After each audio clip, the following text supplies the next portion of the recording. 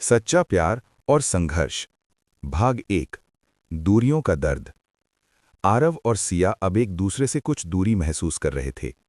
काम की व्यस्तता और परिवार की चिंता उनके बीच दीवारें खड़ी कर रही थी। आरव को मुंबई में अपने करियर की चिंता थी, वहीं सिया को दिल्ली में पढ़ाई और अपने परिवार के दबाव ने चिंतित कर दिया।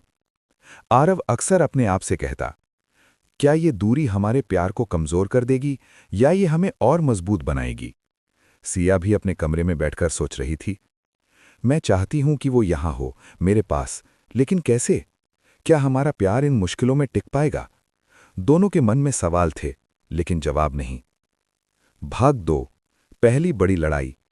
एक दिन आरव और सिया ने फोन पर बात करने की कोशिश की, लेकिन छोटे छोटे झगड़े ने माहौल को तनावपूर्ण बना दिया। सिया ने कहा, आरव, तुम्हें हमेशा काम ही काम नजर आता है, कभी मुझे वक्त क्यों नहीं देते? आरव ने जवाब दिया, सिया, तुम समझती क्यों नहीं, मैं तुम्हारे लिए सब कुछ कर रहा हूं ताकि तुम्हारे लिए एक सुरक्षित भविष्य बना सकूं। इस तरह छोटी छोटी बातों ने उनके बीच दरार पैदा कर दी। दोनों ने गुस्से में बात काट दी। भाग 3। संघर्षों की लहर। सिया के परिवार ने भी उसकी शादी के लिए जल्दबाजी करना शुरू कर दी। सिया को लगता था कि अगर उसने तुरंत फैसला नहीं लिया तो वो आरव को खो देगी। वहीं आरव के ऑफिस में नए प्रोजेक्ट ने उसे पूरी तरह व्यस्त कर दिया। दोनों को एहसास हुआ कि प्यार सिर्फ दिल की बात नहीं, बल्कि साहस और समझदारी भी मांगता है।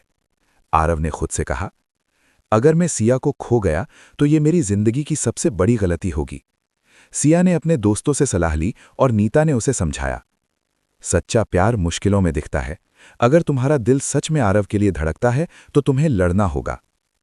भाग 4। दिल की बात का इजहार।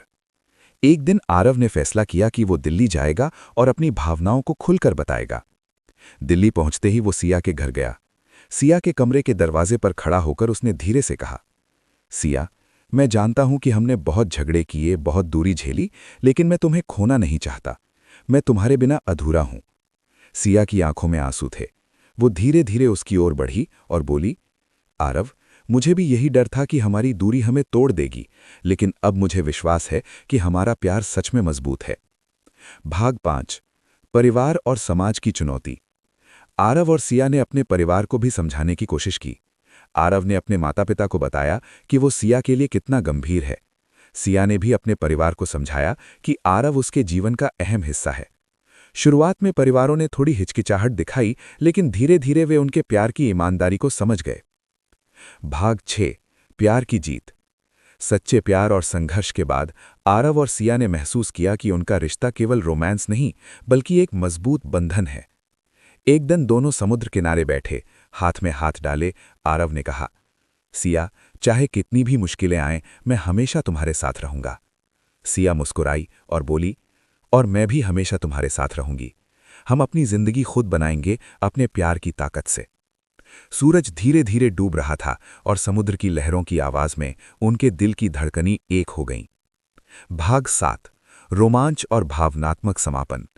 इस अध्याय के अंत में पाठक महसूस करेंगे कि प्यार केवल भावनाओं का खेल नहीं, बल्कि संघर्ष, धैर्य और समर्पण का नाम है। आरव और सिया ने यह साबित किया कि अगर दिल में सच्चा प्यार है तो कोई भी चुनौती उन्हें अलग नहीं कर सकती।